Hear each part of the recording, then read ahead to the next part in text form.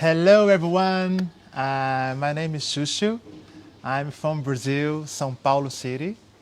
And today I'm here to share something very important for me, very special. Uh,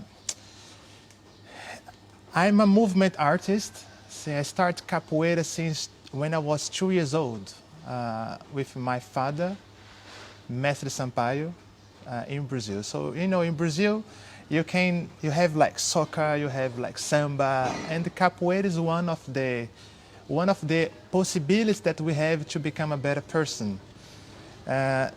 So we don't do capoeira because we choose it. We do capoeira because sometimes the only option we have to to give our family a possibility to have food in the house or to grow up and maybe have a possibility to travel the world. Uh, Sometimes it's hard for me to believe that I've been traveling for 146 countries, teaching capoeira, dancing movement, through these three steps of the jing of the capoeira, right? So the capoeira can be very powerful in our lives, and I have myself as an example. So what I'm gonna tell you something very very strong for me. I got diagnosed with multiple sclerosis, with MS, uh, about 3 years ago in Austria. So I was living a phase that was quite hard for me because I was traveling maybe 3 countries sometimes a day, right? So that was quite tough for me to arrive in one country, teach, go to the airport, take another flight, and teach. It was just too much for me. And I remember that I finished my workshop in Italy, and I drove all the way to Austria, and I was very late for my workshop. I was one day too late for my workshop. So I was teaching the next day, on Saturday. And when I arrived in my event in Austria, I remember I was watching everybody, and I was having kind of blurry vision and double vision. And I was like, oh, that's so weird. And the people were saying, no, Master, don't worry. You're going to be fine. Maybe you have a migraine. I'm like, migraine? I never had a migraine in my life. So I went to bed. And next day, early morning, I woke up to go running, maybe around like 6 o'clock in the morning. And I was blind in my right eye. And I was like, what is going on? What is happening? I just didn't understand because I never had that feeling before. So I didn't care. So I washed my face, brushed my teeth, and I went for a run before the breakfast starts for the students.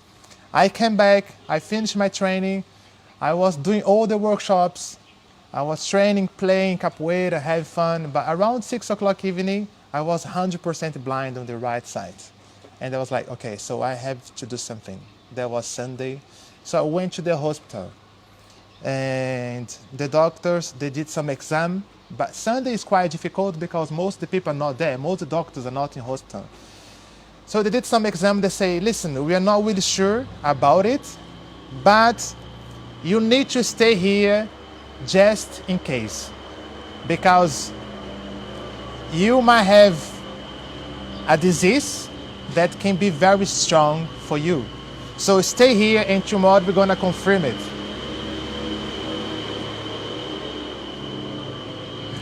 And we're doing live, we're doing live. This is 100% live. So, and then I say I cannot stay here because I have an event happening. My guest is here. The students from all around the world is there. I have to come back to say bye to them. And they say, okay, so you come back next day. So I came back next day, and they started some other exams. And then I came back again. And they wasn't really sure because they was thinking, how can you have that disease if you have so much control in your body? So that's what they was thinking. They was doing like coordination exercise with me, like touch the nose, touch the eyes, walk in line, close the eyes. And they was like, oh, that guy have got so much control, so much balance. How come he has that disease? So they wasn't sure. So, and I didn't really know what is going on. I was still blind. That's when they asked me to take a lumbar punch, like to take liquid from my spine, just to be sure that I have that disease. And when you have got a bunch of doctors coming to you to tell you a diagnosis, you know that something bad is coming, right?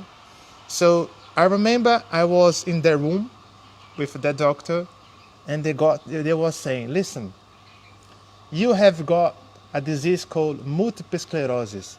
And I was like, wow, that sounds fancy. Multiple sclerosis, what the hell is that? They're like, you have got MS. So he was telling me a lot of things about MS. I was just listening, but I had no idea what is it, MS. I have no idea. And then I went back home and I started to research in the internet, and I was having like the bad example ever about what MS is, what MS is. So I could see people that not being able to walk. I could see people not be able to speak, not seeing, have lots of coordination issues. I was like, I cannot have that disease, because since 3 years old I've been in the art of movement. So how come suddenly a disease came and hit me so strong like that? So I came back to the hospital about 1 or 2 weeks later for the meeting with the doctors, because they will tell me what I should do with the disease. And then start my nightmare. I remember the doc tell me about injections to inject in my leg. They gave me steroids and all those things. In my body, my mind was like, I couldn't take it. I could digest all those informations. I just couldn't take it. He was saying things that if I don't take the medicine, maybe in 3 years from that time, I might be in a wheelchair and stuff like that. So I have to take all those medicine. And to be honest with you, I'm complete against those medicine, those pharmacy industry things. I grew up in a very natural way, and especially when talk about the strength of mind. So I was like, I cannot follow what he's saying to me. He doesn't know what I do for a living. He doesn't know my history. He doesn't know me. So how are guys tell me I'm not going to be able to walk in 3 years if I don't take the medicine, those medicine that cost lots of money? So I flew to Brazil, and I flew to Brazil for 5 days before I headed to Chicago to shoot a movie. And I remember when I arrived in Brazil, my family, they was going crazy because they didn't know what is going on. They didn't know what MS is. And I told my mom, I said, Mom, I have got that disease and I don't know what to do. So my mom looked at me and she was like, listen, my son. My mom was through cancer for 3 years, right? And then she was saying, my son, I went through cancer for 3 years because I would like to see you make your dreams come true. So you cannot give up right now. You have to keep going. And my grandmother, also that been through cancer, she say, listen, Xuxo, you don't have any disease. What you have is a huge mission ahead and a lot of stress, a lot of pressure on you since your little age. So I flew to Chicago. I was very inspired by my family. So when I flew to Chicago to shoot a 3D movie, right? It's a virtual reality. It was a virtual reality. And I started to have some problems with distance, right? So I was already having a double vision. I was blind on one side, and I have some issues with coordinations and distance. And that started to affect my inner world. I was like, why did this happen to me, my gosh? Why did this happen to me? And I start to have a conversation with myself. Like, okay, Xuxo, so, okay, you cannot change the fact that you've been diagnosed with this MS, but you're going to be able to control the way how you want to take it, because this MS is going to be part of you for the rest of your life. So, or you accept it and give it a direction, or you just let it take you to wherever you want you to go, maybe to the wheelchair.